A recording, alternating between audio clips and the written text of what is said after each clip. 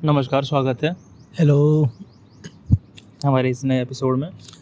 किताब पे चर्चा इस बार वापस कुछ हफ्ते के ब्रेक के बाद किताब पे चर्चा आ गया है। लेकर आए हैं किताब।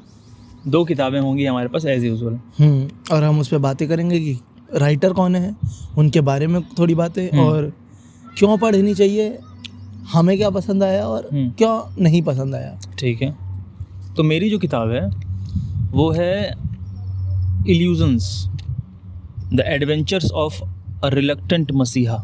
अच्छा, किताब का टाइटल इल्यूजन्स और उसके नीचे वो अच्छा। सबस्क्रिप्ट कह लो, ऐसा कुछ। हाँ, सब टाइटल कह लो कि द एडवेंचर्स ऑफ रिलक्टेंट मसीहा। किन की लिखी है? Richard bash. ठीक है, तुम बताओ भाई, कौन सी किताब लेकर आए? अच्छा, ऐसे इंट्रो कर लेते हैं, फिर अच्छा, शुरू करेंगे। जो मेरी किताब है उसका नाम है द हार्ट ऑफ इंडिया, और ये लिखी है सर मार्क टली या टुली, मैं सही से पता नहीं, शायद टली है। अच्छा। TULLY, तो हाँ, सर टली। मार्क टली इनकी किताब है। ये सर मार्क टली 90s में BBC India, British broadcasting channel, उसके दिल्ली में हेड थे, इंडिया हेड थे। अच्छा। तो 90s में इन्होंने जो इंडिया में ट्रैवल करा, स्पेसिफिकली नॉर्थ इंडिया और यूपी, तो ये वहाँ की मतलब रियल कहानियों से इंस्पायर होकर इन्होंने फिक्शनल स्टोरीज लिखी हैं। ये बात बहुत लोग नहीं बताते हैं कि ये किताब एक्चुअली फिक्शनल है। ये नॉन फिक्शन नहीं है, लोग इसे नॉन फिक्शन क्या के बेचते हैं। अच्छा। पर ये रियल स्टोरीज नहीं है, ये रियल स्टोरीज से इंस्पायर्ड है, बेस्ड ऑन रियल स्टोरीज। हाँ, समझ रहे हो, है ये फिक्शन ही। ठीक है, तो एक कलेक्शन ऑफ शॉर्ट स्टोरीज है, 11 शॉर्ट स्टोरीज है शायद उस दिन जो किताब हम बैठ के चर्चा कर रहे थे जिस पे, हाँ, ये वही किताब है। वही है। हाँ, जिसमें बनारस और यूपी की कहानी थी सारी।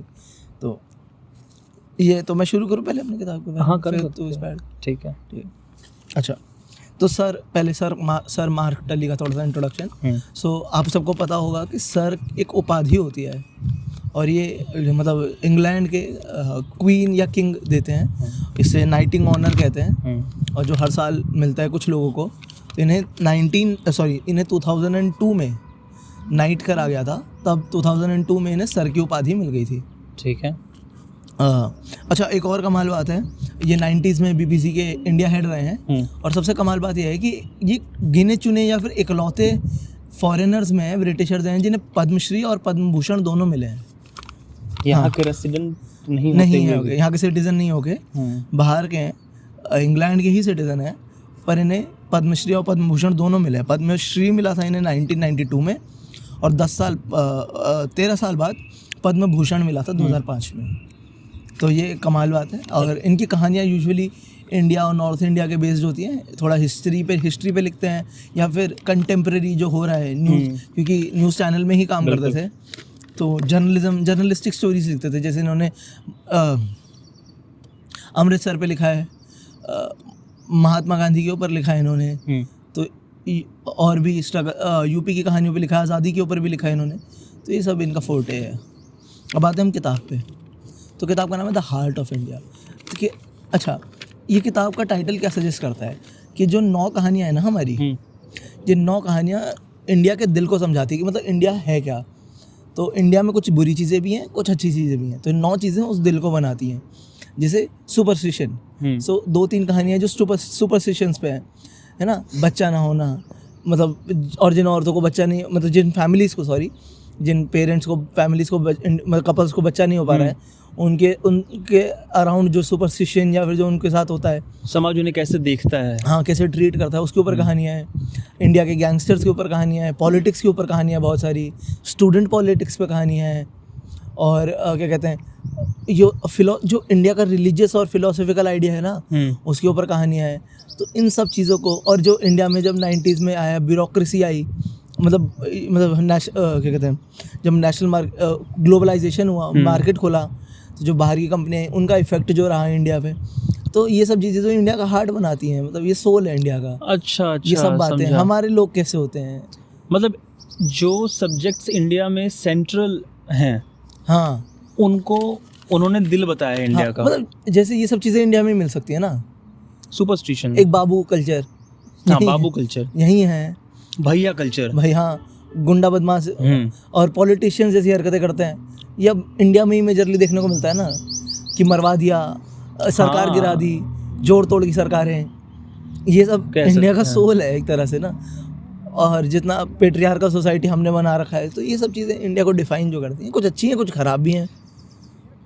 सुपरस्टिशंस हैं। हम्म। हालांकि सुपरस्टिशंस मेरा मानना है कि दुनिया के हर कोने में है, पर हाँ हाँ हाँ, पर हमें अपने वाले को क्रिटिसाइज करने की हाँ, ज़रूरत है हाँ, ना, हाँ, सबको हाँ, अपना अपना क्रिटिसाइज बिल्कुल। करने की ज़रूरत है, तभी बेटर फ्यूचर के लिए जाएंगे हम। सही अच्छा, है।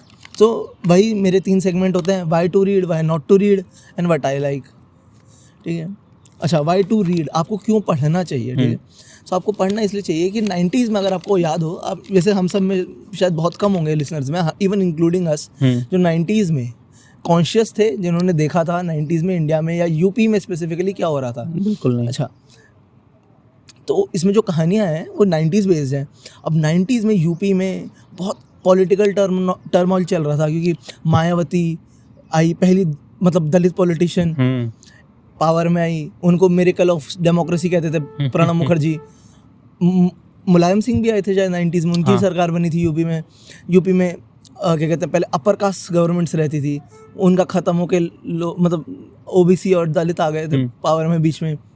तो वो जो चेंज ऑफ पावर था, उसका इफेक्ट क्या रहा लोगों पे, ब्यूरोक्रेट्स पे, वो सब देखने को मिलेगा। बड़ा मज़ा आएगा कि कैसे कैसे आइडिया ही चेंज हो जाता है सब लोगों का, सिर्फ टॉप पे पावर चेंज होने की वजह से, बिल्कुल। पर कैसे नीचे चेंज नहीं आ पाता कभी कभी।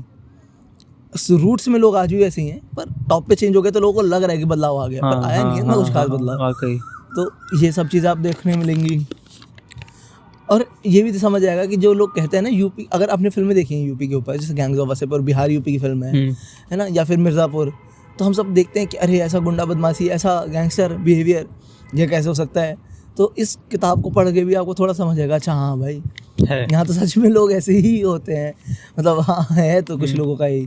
जंगल राज सुना होगा आपने? हाँ बिहार में, हाँ हाँ हाँ, बिहार की भी एक दुकान है जो मतलब रिलेटेड है यूपी और बिहार की से। अच्छा, हाँ, कुछ लोगों को प्रॉब्लम होती है, कुछ लोगों को नॉन फिक्शन पढ़ना इतना पसंद नहीं होता, क्योंकि बोरिंग हो सकता है नॉन फिक्शन कभी कभी, हाँ है ना, क्योंकि फैक्ट्स पे हाँ, सच्चाई रियल कहानियाँ थोड़ी बोरिंग हो सकती है ना। बिल्कुल। हर बार ज़रूरी नहीं है ना कि रियल कहानियाँ इतनी इंटरेस्टिंग हो। इसका एक मैं आपको एग्जांपल देता हूँ। वरुण ग्रोवर ने अपने एक इंटरव्यू में बोला था, पता नहीं वो भी कहीं से उन्होंने सुना था या क्या था, कि अच्छी कहानियाँ वो होती हैं, अच्छा फिक्शन वो होता है जो पढ़ के देख के लगे कि हाँ ये तो रियल ही होगा। अच्छा, अच्छा नॉन फिक्शन वो होता है जिसे पढ़ के या देख के लगे कि ये तो रियल हो ही नहीं सकता, ये तो कोई स्टोरी बनाई गई है। हाँ, तो होता है। पर बहुत सारा नॉन फिक्शन ऐसा होता है जो बोरिंग हो जाता है एक टाइम पे कि यार, जैसे मतलब मैं तेरे को ही कोट करूंगा, तूने बराक ओबामा की कौन सी किताब पढ़ रहा था तू? Promised land. तो कह रहा था ना कि एक पॉइंट तक इंटरेस्टिंग है, हाँ। पर फिर बहुत ज़्यादा कानूनी समझाने लग जाते हैं अमेरिका का बैठ के, तो वो बोरिंग हो जाता है। तो इस तरीके से ये कहानी, इस किताब का पॉजिटिव पॉइंट है कि फिक्शनल कहानी है, तो अपने आप थोड़ा बहुत ऊपर नीचे ट्विचिंग कर रखा है, तो कहानियाँ बोरिंग नहीं हो पाती हैं। कोशिश करी गई है उन्हें इंटरेस्टिंग बनाए रखने की। और फिक्शन रीडर्स के लिए पैलेटेबल है ज़्यादा, जो जनरल, वैसे भी जनरल पब्लिक, ज़्यादातर पब्लिक मोस्टली फिक्शन रीडर ही है, तो उनके लिए पैलेटेबल है, उनको ज़्यादा इजीली वो एक्सेस कर सकते हैं। ठीक है। तो ये मुझे अच्छा लगा, और मैं भी फिक्शन ज़्यादा पढ़ता हूँ, तो मेरा अच्छा। और मेरी 2 फेवरेट कहानियाँ हैं, ठीक है। पहला है ट्वाइस बॉर्न, और ये कहानी मुझे बहुत पसंद आई थी। इस कहानी का मैं तुम्हें थोड़ा सा समरी देता हूँ, क्योंकि मैं चाहता हूँ आप ये कहानी जो ज़रूर पढ़ो, अगर हो सके, अगर पूरी किताब नहीं पढ़ सकते तो ट्वाइस बॉर्न 2 बार पढ़ना, 1 बार नहीं पढ़ सकते, 2 बार पढ़नी ज़रूरी है। इस कहानी क्या है कि एक IAS ऑफिसर है। अच्छा, बाबरी मस्जिद डेमोलिशन हुआ है, एकदम हिंदुत्व ग्रुप से एकदम बहुत पावरफुल हो गए हैं ये भाई साहब। लखनऊ में एक IAS ऑफिसर है, इनका ट्रांसफ़र हो जाता है गोरखपुर इनका ट्रांसफ़र होता है। वहाँ पे थोड़ा सा, ये वैसे तो बहुत आदर्शवादी थे कि करप्शन नहीं लूँगा, अपने झूठ नहीं बोलूँगा, गलत नहीं करूँगा, पर अब ट्रांसफ़र ऐसी जगह हो गया कि इन्हें थोड़ा सा अपने रूल्स में बदलाव लाना पड़ता है अपने थोड़े बेनिफिट के लिए। ठीक है। तो इसके बाद इन्हें थोड़ा अपने ऊपर वो होता है कि मतलब क्या मैं हूँ भी जो मैं अपने आप को दिखा रहा हूँ। और इस डाउट पे, सेल्फ डाउट पे आखिरी चोट तब पड़ती है जब इनको एक लेटर आता है इनके घर से, इनके गाँव से, इनके पिताजी से, कि इन्होंने 2 शादी करी थी, एक शादी गांव में करी थी, पर उसे वो नल एंड वॉइड मानते हैं कि वो ज़बरदस्ती कराई गई थी मेरी, मैं नहीं करना चाहता था। कि वो जो औरत है गांव में जिनसे शादी करी थी इन्होंने, वो मरने वाली है, उसे कैंसर हो गया है, तो अगर आना चाहते हो तो एक बार आके मिल लो। और दूसरी शादी करने के पहले पहले वाले को डिवोर्स नहीं दिया था इन्होंने। हाँ, तो अब इनको डाउट है कि मैं जाऊँ ना जाऊँ। अपने एक दोस्त से पूछते हैं, अपनी बीवी से पूछते हैं जो अभी बीवी है, वो कहती है जाओ, सब कह रहे हैं जाओ। वो अपने दोस्त के साथ अपनी पहली बीवी से मिलने जाता है, अब उसे डर लग रहा है बात करने से। और जो वहाँ पे होती हैं चीज़ें, जो उसकी बिलीव्स, वहाँ पे उसे रियलाइजेशन होता है थोड़ा सा कि अच्छा, जो मैं बिलीव्स अपना फिलोसफिकल बिलीव बना के बैठा था, आइडियोलॉजिकल और फिलोसफिकल, वो एक्चुअली खोखले थे। सही है, सही बात। क्योंकि मैंने उनको, उनकी नींव कभी भी स्ट्रॉन्ग ऐसे वो अच्छा, एक होता है रिएक्शनरी होना कहते हैं लोग, एक होता है रिएक्शनरी, एक होता है कॉन्ट्राडिक्ट करने वालों कहते हैं कॉन्ट्रेरियन। अच्छा, कॉन्ट्रेरियन। तो रिएक्शनरी होता है कि तू बोले कि आलू अच्छा होता है तो मैं बोलूँ अबे आलू तो कूड़ा होता है, तू पागल है, मैं तुझे बताता हूँ क्या अच्छा होता है।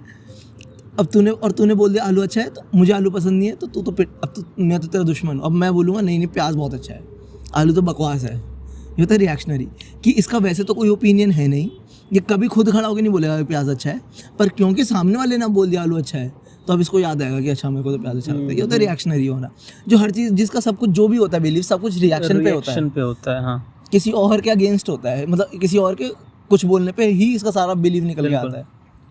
और कॉन्ट्रेरियन होता है कि जो भी मेजर पब्लिक का बिलीव चल रहा है ना, उसका ऑपोजिट बोलना। तो तू बोले कि हवा अच्छी होती है, अरे नहीं हवा तो बकवास है। तू बोले सांस लेना अच्छा होता है, नहीं सांस लेना तो बकवास है। तू बोले पानी पीना अच्छा, नहीं पानी बेकार है। ये होता है कॉन्ट्रेरियन। तू जो बोले, तो बोले भाजपा को वोट देना चाहिए, नहीं भाजपा को वोट नहीं देना चाहिए। तो बोले कांग्रेस को वोट देना चाहिए, वो बोलेगा कांग्रेस को वोट नहीं देना चाहिए। तो ये होता है कॉन्ट्रेरियन। तो इस कहानी में ना हमें समझ आता है, क्योंकि हमारा जो मेन कैरेक्टर है उसकी बिलीव्स भी रिएक्शनरी या फिर कॉन्ट्रेरियन ही है अपने नेचर में। तो आपको थोड़ा समझ आता है कि अच्छा बिलीव्स बनते कैसे हैं, नींव जो होती है ना बिलीव्स की, वो कैसे डाली जाती है। और बिना नींव डाले जो बिलीव लोग बना लेते हैं किसी की सुन के या गुस्से में, उसका नुकसान एंड में जाके क्या होता है, इमोशनल इन्फ्लुएंस में आकर के जो बिलीव्स बनाई जाती हैं। हाँ, या फिर बस आपने ऐसी मतलब बना लिया। तो इसके लिए ना बहुत अच्छी कहानी है ट्वाइस बॉर्न, और इसमें आपको समझ भी आएगा कि क्या एक्चुअली 2 बार पैदा हुआ है। बिल्कुल बिल्कुल, क्या 2 बार पैदा हुआ है। तो मस्ट रीड है ट्वाइस बॉर्न। तो यहाँ ट्वाइस बॉर्न का ना एक और कॉन्सेप्ट है जिसका मैं जिक्र करना चाहूँगा। अच्छा, ट्वाइस बॉर्न जैसे जो रिलीजियस टेक्स्ट्स हैं ना, जिनको स्क्रिप्चर्स कहते हैं, उनमें द्विज का एक कॉन्सेप्ट आता है। अच्छा, जिसमें द्विज का मतलब ही होता है ट्वाइस बॉर्न, जिसका 2 बार जन्म हो। तो 2 बार जन्म कैसे हो सकता है? पेट से तो नहीं होगा। पहला जन्म जो पेट से हो, अच्छा, मतलब इंसानी शरीर का जन्म, और दूसरा जन्म इंटेलेक्ट का जन्म, जो हमारी मेहनत से, हमारी कोशिश से, हमारे एडुकेशन लेने से, अच्छा, अवेयर होने से, जो हम खुद को डिस्कवर करते हैं ना, जबकि दरअसल हम कौन हैं, ये दुनिया क्या है। तो ये जो इंटेलेक्ट का जन्म जब होता है, हाँ, और ये जरूरी नहीं है कि 10 साल में हो जाए, अभी किसी का हो सकता है बुढ़ापे में हो, किसी का जवानी में हो। जितना जिसने काम किया, जितना जिसने रिगरसली कोशिश की खोजने की कि वो कौन है, ये दुनिया क्या है, ट्रुथ क्या है यहाँ का, तो जो जान जाता है ना, ये जो ये डिस्कवर कर लेता है, हाँ, उसको हम द्विज कहते हैं। अच्छा, हाँ, तो द्विज सब नहीं हो सकते। तो हाँ, आदित्य ने हिंट दे दिया ऑलमोस्ट इस कहानी का। अच्छा, और जो दूसरी कहानी है मैं चाहता हूँ आप सब पढ़ें, वो है गुंडाज ऑफ गोपीनगर। अच्छा, इसका ये कहानी मतलब कैसे समझाऊँ, ये इस बात पे है कि एक गांव है गोपीनगर, वहाँ पे कुछ गुंडे हैं, उनमें थोड़ा झगड़ा होता है, और वो झगड़ा बढ़ के पॉलिटिकल हो जाता है। और पॉलिटिशियंस इन झगड़ों को जातिवाद कैसे बनाते हैं, जो थे नहीं एक्चुअली में जातिवाद, बस वो 2 बदमाश बुरे ही लोग, एक ठाकुर है और एक बनिया है, इसमें वो एक दूसरे से लड़ रहे हैं ठेके के लिए, टेंडर के लिए, रेलवे का। और फिर वो टेंडर का झगड़ा बढ़ के कैसे पॉलिटिकल पावर को इन्फ्लुएंस करने लगता है। फिर एक दूसरी मुहिम ही चालू हो जाती है पॉलिटिशियन के लिए, किसका मर्डर हो जाता है। और फिर रियलाइज़ होता है किसी को कि एक्चुअली इंडिया में आइडियल्स के लिए काम करना शायद बेकार है, बकवास है, और मैंने अपने बच्चे की जान गंवा दी इंडिया में लोगों के आइडियल्स के लिए लड़ के मुझे लग रहा था कि ये सब जो पॉलिटिशियंस हैं, ब्यूरोक्रेट्स हैं, जिनके लिए मैं आगे खड़ा होकर लड़ रहा हूँ, जो मेरे सपोर्ट कर रहे थे, एक्चुअली ये भी मेरे तरह होंगे, पर ये खोखले हैं, इनको बस सरकार बनाने से मतलब था। तो इस बात को ना अच्छे से समझ आएगा कि एक्चुअली जो पॉलिटिशियंस बोलते हैं ना अपना बिलीव बना के, वो एक्चुअली उनका बिलीव है नहीं, उन्हें सिर्फ वोट मांगने के लिए कुछ चाहिए होता है। तो वो वोट मांगने के लिए आज किसी की फ़ोटो लगा रहे हैं, वो कल किसी और की लगा देंगे, उनको बिल्कुल फ़र्क नहीं पड़ेगा। पर इसको बढ़ते देखना ना, सक्सेशन होना छोटे छोटे लेवल पे, उसके लिए मस्ट रीड है गुंडाज़ ऑफ गोपीनगर। मैंने कहीं पढ़ा था कि पॉलिटिशियंस पॉलिटिक्स में होना और पॉलिटिक्स में बने रहने के लिए आपको इमोशन से बाहर आना पड़ता है। अच्छा। आप पॉलिटिक्स में इमोशनल होकर नहीं बने रह सकते। अच्छा। आपको इमोशन को एज अ वेपन यूज़ करना होता है। तो कहीं पढ़ा था कि किसी को भी रूल करने के लिए, शासन करने के लिए 3-4 गोल्डन रूल्स होते हैं। एक, उनके इमोशंस के साथ खेलना आपको आता हो। जैसे आजकल कुछ लोग हैं जो जहाँ जाते हैं कहते हैं वहीं उन्होंने कई साल गुजारे हैं। कुछ पॉलिटिशियंस, ये तो वैसे ये रूल्स बिगेटरी पॉलिटिशियन के रूल्स हैं, पॉलिटिक्स के रूल हैं। हाँ, वो जहाँ जाते हैं वो कहते हैं कि मैं आपके बीच कई साल रहा हूँ, मैं इसी ज़मीन पे पैदा हुआ हूँ, मैं आपका पार्ट हूँ, मैं आपका पार्ट हूँ। ये होता है लोगों के इमोशंस से कनेक्ट होना। दूसरा होता है लोगों को डिपेंडेंट बनाना किसी चीज़ पे, किसी पॉलिसी पे या किसी भी चीज़ पे। अच्छा। हाँ। कि वो आप पे भरोसा करके किसी चीज़ पर डिपेंडेंट हो जाएं। अच्छा, और हम आप ये उस बना के देंगे डिपेंडेंस आपको, का फायदा पॉलिटिशियंस हम आपको ये आज आपके धार्मिक स्थल बना के देंगे। तो ये कुछ रूल्स मैंने पढ़े थे, मुझे सारे याद नहीं है, पर बहुत अच्छे रूल्स थे। किसी को रूल करना हो तो आपको क्या सीखना है। माकियावेलियन रूल्स। ये हाँ, एक पता है, चलो अब मैंने बोल दिया। माकियावेली अच्छा, ये फिलोसोफर थे। मुझे ये नहीं पता फ्रेंच थे या इटालियन थे, कहाँ के थे। यूरोप में कहीं के फिलोसोफर थे। तो उन्होंने किताब लिखी थी द प्रिंस। अरे हाँ, बहुत फेमस किताब हाँ, है उनकी। वो पता क्या है, वो कौन है इंडियन फिलोसोफर जो चोटी रखता था और चाणक्य नीति ही है वो ऑलमोस्ट। अच्छा। बस वो इंग्लिश में मान लो तो इंग्लिश में पढ़ सकते हो। चाणक्य नीति वो यही है कि अब वो इसलिए लिखी जाती थी ऐसी किताबें हर साल वहाँ पे। जब भी कोई राजा बदलता था तो वो नए राजा के लिए वो होती थी नोटबुक की तरह कि आपको क्या क्या करना चाहिए अच्छा राज बनाने के लिए। तो उसने रूल बुक मान लो, हाँ, कि कैसे रूल करना आगे। तो उसने वो लिख के दी थी। पर वो बहुत ज़्यादा एक्सट्रीमिस्ट था अपने आप में, वो सब वो मतलब बहुत ज़्यादा ही अजीब तरीके के उसने बना के दिए थे। फिर उसने इतना सीरियस हो गया था हालात, तो उसने अपनी डेथ फेक करनी पड़ी थी। उसने अपनी डेथ भी झूठी कराई थी। अच्छा। हाँ, तो ऐसी माकियावेली मैंने पढ़ी है। माकियावेली MACHIA ऐसे कुछ करके स्पेलिंग है। हाँ। अच्छा, अब मुझे क्या नहीं पसंद आया इस किताब में, जो मैंने डाला था ना पसंद आने में कि फिक्शन है नॉन फिक्शन नहीं है, एक्चुअली वही मुझे नहीं भी पसंद आया कि कहानियों में असली नाम ही नहीं है। हाँ, जगहों के नाम ही झूठे हैं। अब गोपीनगर कोई जगह ही नहीं है ऐसी, या फिर बहुत सारे पॉलिटिशियंस के नाम लिए जा रहे हैं, वो है ही नहीं। पार्टीज़ के नाम लिए जा रहे हैं, पार्टीज़ का नाम बदल दिया गया है। और अगर डायरेक्ट नाम लिए जा रहे हैं तो 2 पार्टियों के लिए जा रहे हैं। जनता पार्टी नहीं, जनता पार्टी तो 90s में नहीं होती, भारतीय जनता पार्टी और कांग्रेस, 2 पार्टियों के नाम लिए जा रहे हैं, पर उनके पॉलिटिशियंस के नाम ही गलत लिखे हैं वहाँ पे सारे। तो अगर तू और जानना चाहता भी है तो कुछ मिलता ही नहीं है। एक बेचैनी सी होती है ना कि मैं जान जाऊं कि ये किसके बारे में कहानी है। हाँ, क्योंकि बहुत सारी कहानियाँ पॉलिटिकल है। तो मन करता है कि अरे यार इसके आगे पीछे जानना है, पर कुछ है ही नहीं। ये बहुत फ्रस्ट्रेटिंग हो जाता है कभी कभी। सही कह रहा है कि जब अगर वहाँ नहीं लिख सकते तो एंड में ही कुछ रेफरेंस पेज या फिर बिब्लियोग्राफी दे देते कि बिल्कुल, मतलब रेफरेंस ही दे देते किसी न्यूज़ आर्टिकल वगैरह ऐसे करके कि BBC का ही कि इनसे इंस्पायर्ड है। हाँ, इन सब कहानियों से, खोज के जिससे पढ़ना है पढ़ लेता, इन सब रियल स्टोरी से इंस्पायर्ड है। तो हमें एक्सेसिबल हो जाता है ना इन्फॉर्मेशन इजीली। तो ये चीज़ मुझे नहीं पसंद आई। दूसरा ये है कि कुछ कहानियाँ ना बोरिंग हो जाती हैं पॉइंट पे जाके, मतलब ज़्यादा ही कर देते हैं वो। जैसे एक कहानी है, उसका नाम है स्ट्राइक, शायद विलेज स्ट्राइक या फिर स्ट्राइक। तो वो ऐसा होता है कि वो स्ट्राइक को क्रिटिसाइज कर रहे हैं या फिर वो दिखा रहे हैं कि लोग स्ट्राइक का इस्तेमाल कैसे करते हैं। पर एक पॉइंट वो लगता है रेपिटेटिव हो गया, अब ज़्यादा हो गया है। और फिर कंक्लूजन भी तुमने अच्छा नहीं दिया है, मतलब कंक्लूजन दिया ही नहीं ऑलमोस्ट कहानी का। अब स्ट्राइक करना अच्छा है ख़राब है, क्या कह रहे हो, किसके लिए अच्छा है किसके लिए ख़राब है, यही बता दो। क्लियर नहीं है, कुछ भी नहीं, बीच में एंड कर दी कहानी। तो बोरिंग बना देता है और वो गुस्सा दिलाता है।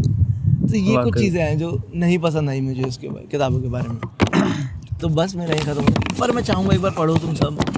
हाँ, हाँ और यूपी बिहार के लोग अगर हैं तो हाँ, उनके होने चाहिए।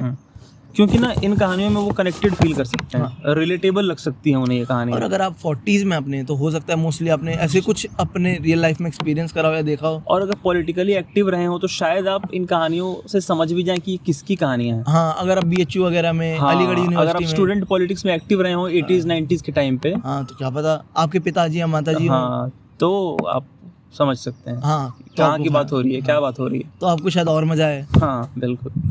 तो मेरे आज यही था, द हार्ट ऑफ इंडिया, महाकट अली। अब तो मेरी कहानी बहुत छोटी होने जा रही है आज, क्योंकि किताब ही दरअसल बहुत छोटी है। हाँ, तो किताब जैसा कि मैंने बताया, illusions the adventures of a reluctant मसीहा, इसमें दो ही लोग हैं इस पूरी कहानी में। एक जो ऑथर भी हैं, अच्छा। रिचर्ड बैश, और दूसरे डॉन शिमोडा। Don Shimoda. हाँ, डॉन शिमोडा। ठीक है। किताब में उनको डॉन करके एड्रेस करा है। एड्रेस किया जाता है। तो ये जो रिचर्ड बैश है ना, ये अपने कमाने खाने के लिए एक छोटा बाईप्लेन उड़ाते हैं।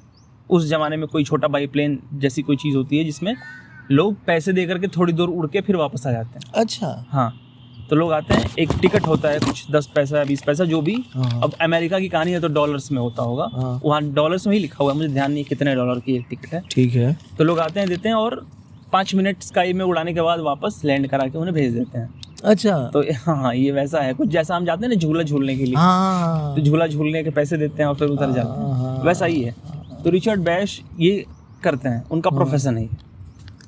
एक दिन काफ़ी टाइम से वो अकेले कर रहे होते हैं उस पूरे फील्ड में। एक दिन जब वो उतरते हैं तो देखते हैं एक नई नवेली वैसी ही प्लेन, उनसे ज़्यादा एडवांस एक प्लेन वहाँ खड़ी है, और एक आदमी है जो बड़ा अजीब सा है, जिसकी आंखें बोलती हैं। अच्छा। या कहें कि आंखें कुछ नहीं बोलती। अच्छा।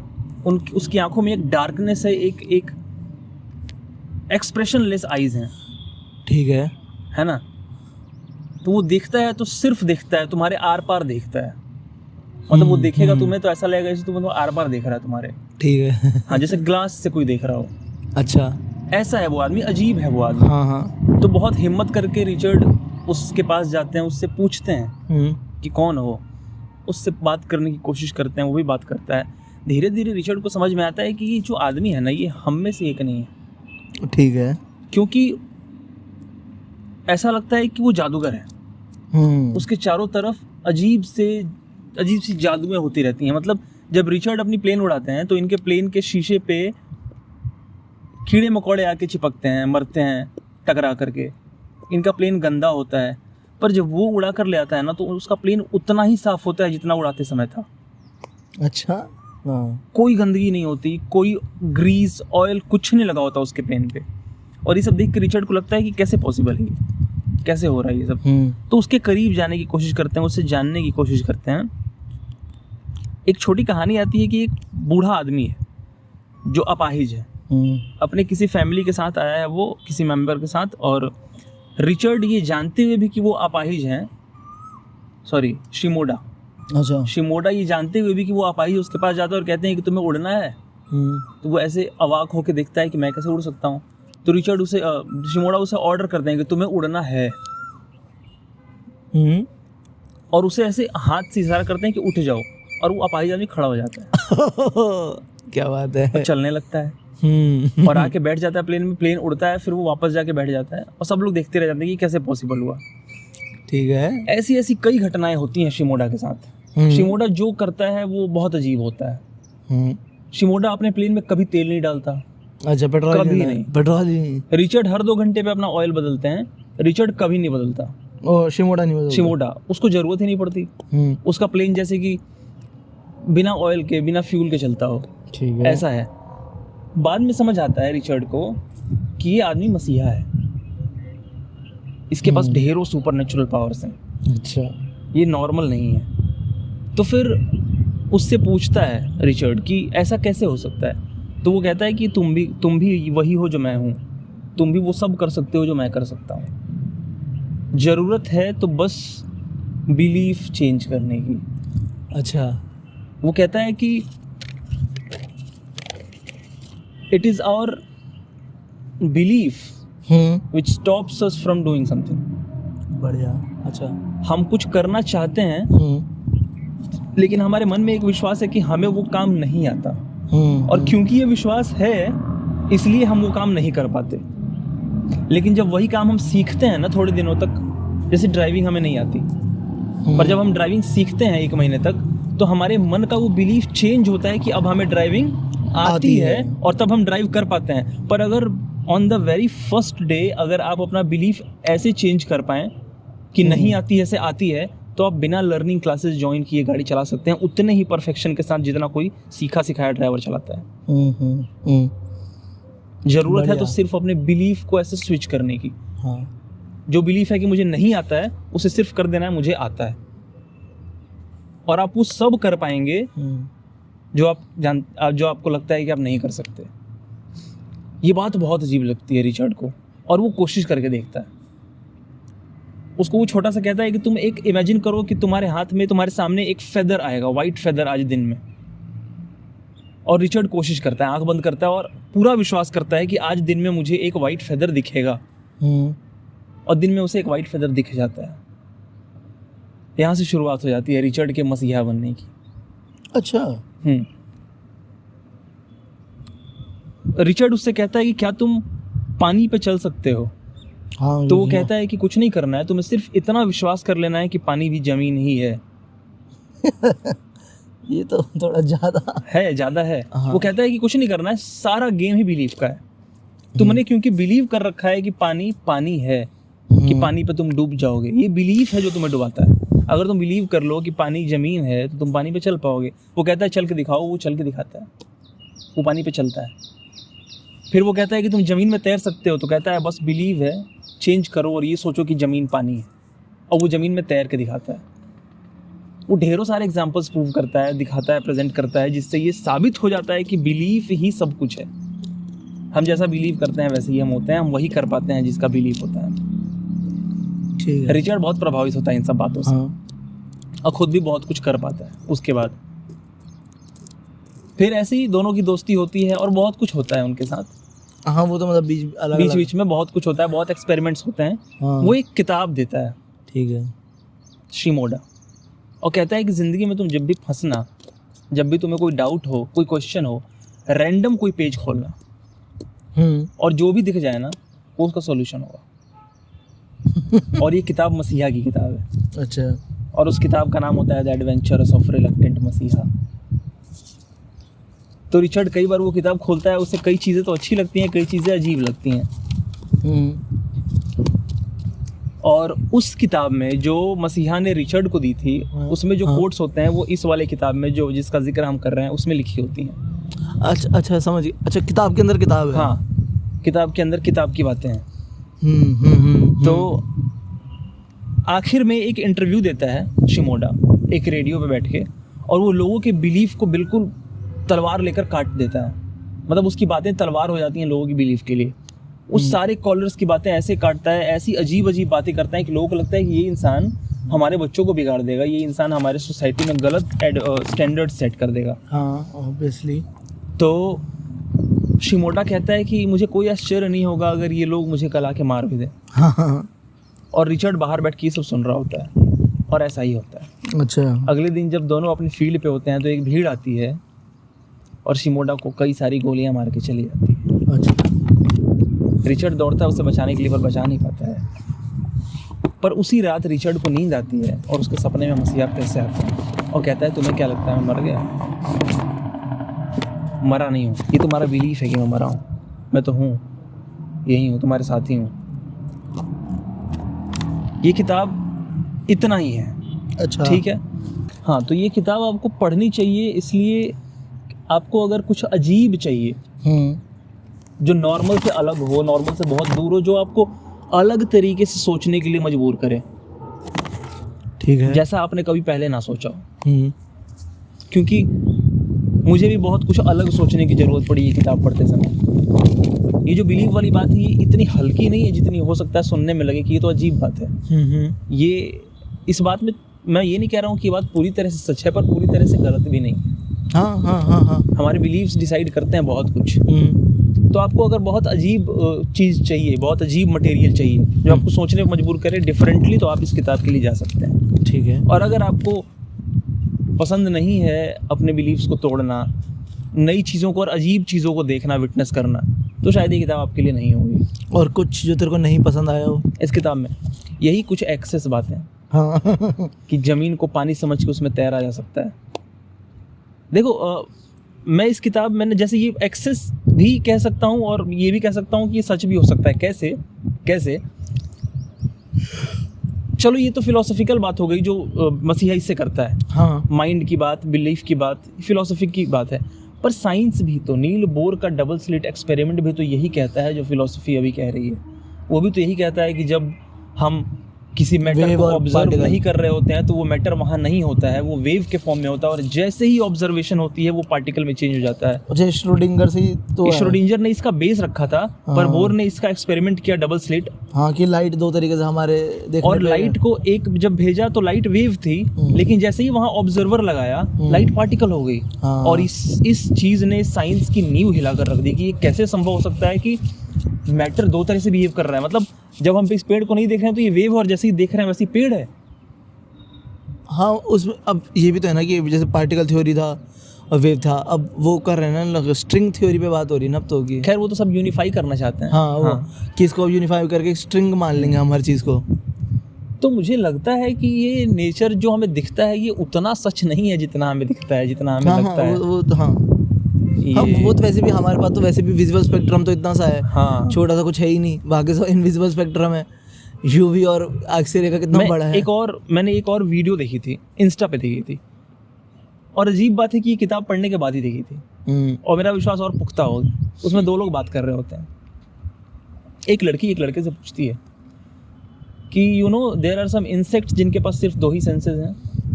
तो लड़का कहता है हाँ बहुत सारे इंसेक्ट्स हैं जिनके पास सिर्फ दो सेंसेस हैं, एक स्मेल की और एक टेस्ट की। तो फिर लड़की कहती है कि इसका मतलब उनके पास आई नहीं है, तो उनके पास लाइट का कॉन्सेप्ट नहीं है। तो लड़का कहता है हाँ नहीं है। तो कहती है कि लेकिन जिनके पास लाइट का कॉन्सेप्ट है वो तो देख रहे हैं ना कि इंसेक्ट के ऊपर 24 घंटा लाइट पड़ रही है, जिससे वो अनभिज्ञ है, उसे नहीं पता कि लाइट क्या होता है, पर लाइट है उसके आसपास। हमारे पास 5 सेंसेस हैं। ऐसी हजारों चीज़ें हो सकती हैं जो हमारे आसपास हमारे ऊपर रहती हों, जिनका हमें कोई अंदाज़ा ना हो, कोई आभास ना हो, कोई इन्फॉर्मेशन ना हो जिनके बारे में।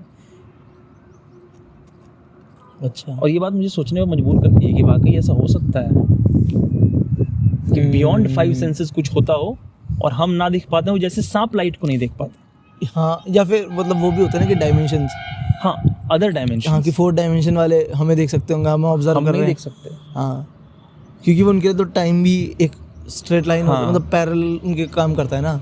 हमारे जैसे स्पेस है 3 एक्सेस पे हम चलते हैं स्पेस में, वो टाइम पे भी उस एक्सेस की तरह चलते हैं, वो पैरेलली एक्सेस होता है इनका। कितनी वियर्ड बात है। इवन उस किताब में, हॉकिंग वाले किताब में, हाँ, वो कहते हैं कि Brief मैंने History of बहुत Time। वो कहते हैं कि मैंने बहुत मेहनत करके 3D को इमेजिन किया कि 3 डायमेंशन कैसा दिखता होगा। हाँ जबकि अगर मैं और तुम कोशिश करें तो शायद हम 3D इमेजिन नहीं कर पाएंगे कि 3D कैसा। तुम हवा को देख के 4D इमेजिन कैसे करना मुश्किल है, 3D तो मतलब कर सकते हैं ना ये। नहीं 3D स्पेस को, मैटर को नहीं। अच्छा 3D स्पेस को इमेजिन करके दिखाओ एक बार। अच्छा हाँ ठीक है। नहीं कर पाओगे, पर वो कहते हैं कि मैंने पूरी जिंदगी कोशिश करके हल्का फुल्का इमेज बनाया है कि स्पेस 3D कैसा दिखता है। अच्छा हाँ ठीक है समझ गया। तो इसके लिए एक्स्ट्रा खाली सेंसेस, space, हाँ हाँ। खाली स्पेस 3D देख के दिखाओ, नहीं दिखेगा तुम्हें। अच्छा हमें तो ब्लैक बैकग्राउंड दिखेगा। हाँ तो इसीलिए मुझे कभी कभी इन बातों पे भरोसा भी होता है और एट द सेम टाइम भरोसा नहीं भी होता है। हाँ क्योंकि इमेजेस तो हमारे ब्रेन में शायद 2D में बनती हैं। हाँ हाँ 3D में स्पेस को हम नहीं देख सकते। हाँ इमेजेस तो हम 3D में नहीं बना रहे ना ब्रेन में। पर हॉकिंग ने कहा है कि मैंने कई सालों के कोशिश के बाद स्पेस को 3D में देखा है, और आप भी कोशिश करके देख सकते हैं। अजीब बात। हाँ पर एक इसमें यही है, मतलब अब हम ऑफ टॉपिक हो रहे बहुत सारे, पर चलो मज़ा आ रहा है, चलते हैं कि 4th डायमेंशन हमारे लिए इमेजिनेशन से भी बाहर है, क्योंकि हमें वो कॉन्सेप्ट ही नहीं समझ आता कि टाइम हमें दिख रहा हो बिल्कुल, और कि भाई मैं 6 बजे पे जा रहा हूँ। हाँ कैसे हो सकता है? ये कॉन्सेप्ट अजीब है, और ये हमारे अभी समझ भी नहीं आ सकता जब तक हम इसे विजुअलाइज नहीं कर पाए, कोई हमें दिखा ना पाए, हाँ तब तक हमें नहीं समझ आएगा। इवन ब्लैक होल समझना इतना मुश्किल था कि इसमें लाइट बेंड क्यों हो रही है, ग्रेविटेशनल फोर्स से लाइट बेंड हो रही है, वो भी इतनी ज़्यादा। और वो ख़त्म कर रहा है end में। इवन ये भी समझना बहुत मुश्किल है, मैथमेटिकल प्रूफ्स हैं इस चीज़ के, लेकिन कॉमन अंडरस्टैंडिंग नहीं समझ पाती इस चीज़ को कि जब फोटोन सन से चलता है ना, हाँ एक सिंगल फोटोन, हाँ तो यहाँ तक आने में उसे 8 मिनट लगते हैं, हाँ पर वो 8 मिनट हमारे हैं। हाँ। फोटोन के लिए सन से यहाँ आने में कोई टाइम नहीं लगता। मतलब फोटोन के ऊपर अगर तुम क्लॉक रख दो तो उस क्लॉक में कोई टाइम चेंज नहीं होगा सन से यहाँ तक। टाइम हमारे लिए जो टाइम है ना, जो हमने जिस टाइम को डिफाइन किया है, उसके हिसाब से फोटोन सन से अर्थ पे आने में 8 मिनट लगाता है, पर फोटोन के लिए टाइम चेंज नहीं होता सन से अर्थ पे आने में। ये तो मुझे समझ ही नहीं आ रहा है सर, जोक नहीं, ऐसा मुझे भी नहीं आ रहा, ऐसा लग रहा है कि मतलब हाँ, मतलब डिस्टेंस ट्रैवल करेगा तो टाइम तो लगेगा ना। हाँ हाँ पर वो टाइम हमारे लिए एक, हाँ। ये घर जाके पढ़ना कि फोटोन के लिए, मतलब फोटोन अगर एक आदमी होता हाँ। तो उसके लिए सन से अर्थ पे आने में कोई टाइम लैप्स नहीं हो रहा। टाइम उसके लिए लैप्स हो रहा है जो धरती पे होके ऑब्जर्व कर रहा है कि फोटोन हमारे पास आ अच्छा, रहा है। या तो इसलिए कि वो फोटोन एनर्जी लूज नहीं कर रहा था, इसलिए टाइम भी नहीं खत्म हाँ, हुआ। कुछ ऐसा ही है। क्वांटम मैकेनिक्स इसको एक्सप्लेन करती है कि कैसे फोटोन के लिए टाइम लैप्स नहीं होता। हाँ, अच्छा इंटरेस्टिंग है। फोटोन नो टाइम में वहां से यहाँ आता है। अच्छा, अब क्वांटम बोला ना, तो हाँ। मैंने पता नहीं यहाँ पे पहले भी बताया कि नहीं बताया कि हम बोलते हैं ना क्वांटम कंप्यूटिंग। हाँ, तो क्वांटम होता क्या है कंप्यूटिंग में, तो क्या करते हैं क्वांटम कंप्यूटर? मतलब इतना बड़ा सब सेटअप लगाते हैं, वो इतने सारे कमरा भरते हैं सीपीयू से, वो कर क्या रहे हैं एक्चुअली, है ना? मतलब क्या हाँ, इमेजेस हाँ, बना रहे हो, क्या कर रहे हैं? तो क्वांटम कंप्यूटर का काम ये होता है सिंपलीफाई। अगर मैं, ये थी मार्क टेगमार्क की है शायद, शायद मैं नाम गलत ले रहा हूँ, पर टेगमार्क ज़रूर है लास्ट नेम शायद। उनकी किताब थी आर मैथमेटिकल यूनिवर्स। उस किताब में उन्होंने बताया था कि एक्चुअली में क्वांटम कंप्यूटर का उन्होंने बहुत बेसिक पे समझाया था कि बेसिक इंसान को अगर जानना है ना, हमारे जैसे लेमैन को, क्वांटम कंप्यूटर क्या करता है। तो क्वांटम कंप्यूटर रिजल्ट से पहले जितनी भी पॉसिबिलिटीज़ होती हैं उनको कंप्यूटर करता है। सो 2 + 2 = 4, पर इस आंसर तक आने में जो भी मल्टीपल पॉसिबिलिटीज़ हैं, 3.99, 3.98, 4.1, जो भी पॉसिबिलिटीज़ हैं, या फिर मैं ये पत्थर उधर फेंकूंगा 1 मीटर दूर, तो वहाँ तक गिर के टकराने तक में जो पॉसिबिलिटीज़ हैं कि इधर भी जा सकता था, वो भी हो सकता था, हवा इतनी हो जाती, पीछे हो जाता, आगे हो जाता, हाथ से छूटता ही नहीं, उन सब पॉसिबिलिटीज़ को कैलकुलेट करता है और हमें दिखाता है, विजुअलाइज कराता है। हम लाइव एग्जांपल थोड़ा सा लेके देखते हैं इसको। अच्छा, अभी थोड़ा मजा आएगा। लाइव एग्जांपल, हम यहाँ बैठे थे सैनी पे, वहाँ हितेन ने कहा कि कॉलेज तुम में से कोई आ रहा है क्या? कौन बुला रहा था? वो लड़का जिसका नाम क्या है, छोड़ो, नाम नहीं लेते हैं। वो लड़का बुला रहा था कॉलेज। अगर हम कॉलेज चले गए होते, हाँ हाँ एक पॉसिबिलिटी थी कि हम कॉलेज चले गए होते, हाँ और फिर क्या क्या हुआ होता वो अब हमें नहीं पता। हाँ, या फिर 2 लोग चले गए, 2 यहीं रुक गए, या हाँ। 2 घर चले गए, जो भी। तो वहाँ 2 रास्ते थे, हाँ। हमने ये 2 वाला नहीं, चुना। एक्चुअली मल्टीपल थे, एक चला जाए, हाँ। 3 रुक जाए, 3 चले जाए, 1 रुक जाए, जो भी है। हाँ, हमने ये वाला चुन लिया। हाँ हम आए, हम वहाँ रुके और हमने कहा कि हम कमरे में बैठ कर रिकॉर्डिंग करते हैं। हाँ हो सकता अब कमरे में बैठे होते तो वहाँ क्या क्या हुआ होता वो अभी नहीं सोच हाँ, सकते। वो सब, हाँ, वो यूनिवर्स खत्म हो गया ना, वो खत्म हो गया, वो कोलैप्स हो गया। हाँ हाँ, वो फिर हम फेल हो यहाँ आ गया गए। है। हाँ, मतलब ये सही था हाँ। यूनिवर्स, हमने सही टाइमलाइन चूज करा, हम उसी में चल रहे हैं। शुरू करने के पहले मैंने कहा मैं कुछ और बात करूंगा। हाँ। अगर मैं वो बात कर रहा होता तो शायद एपिसोड खत्म हो चुका होता, हाँ, या हाँ। कोई और बात हो रही होती, ये ना हो रही होती। हाँ हाँ हाँ हाँ हाँ है ना? हाँ, तो हाँ। देयर आर इनफिनिट, मतलब क्या सिंपल एग्जांपल, श्रोडिंगर ने रेडियोएक्टिव मटेरियल रखा, बिल्ली रखी, बंद कर दिया। सही बात। अब बिल्ली जिंदा भी है, और कितने देर में मरी, कैसे मरी, मरी भी नहीं मरी, म्यूटेट हो गई, जो भी हुआ, वो सब मल्टीपल पॉसिबिलिटीज है। अब हमने गेट खोल दिया, हमें दिख गई है क्या हुआ उसके साथ। जब तक नहीं खोला था एट द सेम टाइम जिंदा भी थी, हाँ, मर भी मरी गई थी, हुई भी और थी। भी चीज़ें पॉसिबल म्यूटेट हो गई थी। तो अब हम चलते हैं, हाँ हमारी बस का टाइम हो रहा है। हाँ, अब चलते इसको हैं। यहीं समाप्त करते हैं। बहुत सारा साइंस हो गया, नहीं तो एक दिन सिर्फ साइंस पे बातें करेंगे, ठीक ऐसा है, फिजिक्स, हाँ, बिल्कुल, एस्ट्रोनॉमी बिल्कुल, ले बिल्कुल, लेंगे, बिल्कुल। है ना? ठीक है, ठीक है, तो मिलते हैं अगले हफ्ते। और हाँ, हम एक बुक ऑफ द मंथ चालू करने वाले हैं कि मई में हम किताब पे बात करेंगे। जो किताब होगी, कौन सी थी? अंधा युग, धर्मवीर भारती साहब की अंधा युग। हम मई में ये पढ़ेंगे, पतली सी किताब है, हिंदी की, छोटी सी, और मई खत्म होने तक, मई के लास्ट वीक में हम उसका रिव्यू करेंगे, बातें करेंगे, बिल्कुल डिटेल्ड बातें। हाँ। तो अगर आपको भी पार्टिसिपेट करना है तो आप भी पढ़ें, और हमें लिख के भेज सकते हैं हमारे इंस्टाग्राम पे, हमारे जीमेल पे, या फिर आप, हाँ, मतलब आप क्या पता, आप भी सकें, आप अगर ऑडियो भेजना चाहे तो आप ऑडियो भी भेज सकते हैं अपना छोटा सा रिव्यू की। आप लिख के भेजना चाहे तो हम वो भी पढ़ना पसंद करेंगे। फिर तब तक के लिए धन्यवाद, thank you, bye. Like share जो भी होता है, अपने बच्चों को सुनाओ, बाय। धन्यवाद।